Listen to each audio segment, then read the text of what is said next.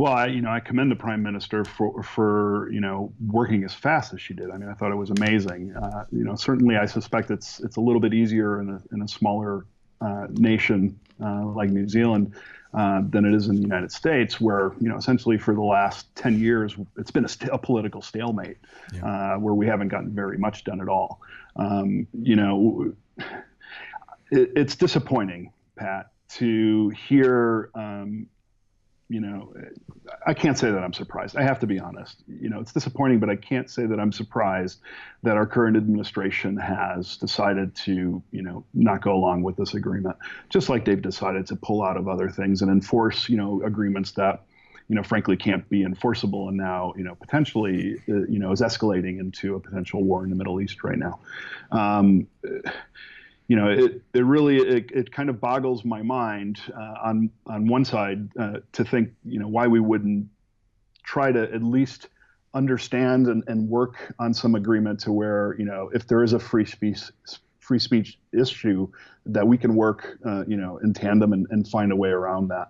But, at the same time, it doesn't surprise me because, so many other things that this president has done, from, the very fine people comment to not even acknowledging white supremacist terrorism is it's the unfortunate reality that we're dealing with.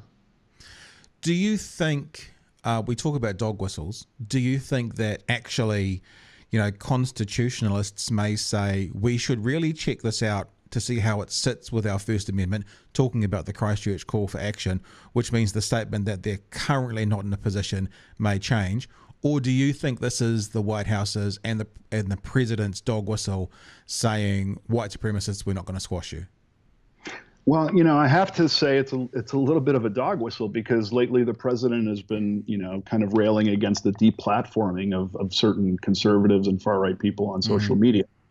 So almost, in defiance of not going along with this agreement, it's almost as if he's standing up for those who've been deplatformed, people like Alex Jones and people like other Nazi groups and other people who are spreading conspiracy theories. It seems like he doesn't ever want to support the victims, but he's always rushing to support those who can be corralled into being some of the oppressors.